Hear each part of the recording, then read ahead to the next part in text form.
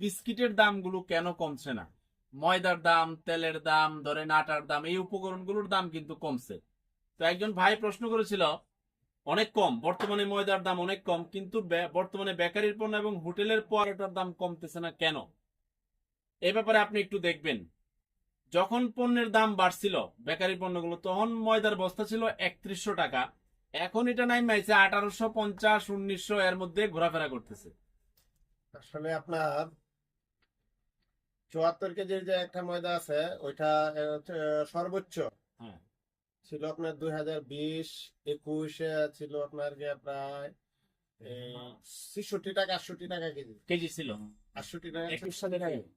2020-21-এ। আচ্ছা, এটা এখন কত? এখন হচ্ছে আপনার গিয়ে 50 টাকা কেজি। 66 টিয়া তখন আর হলো 50 টিয়া। হ্যাঁ। তখন কিন্তু দাম যখন আপনার কাঁচামালের দাম যখন তেলের দাম যখন বৃদ্ধি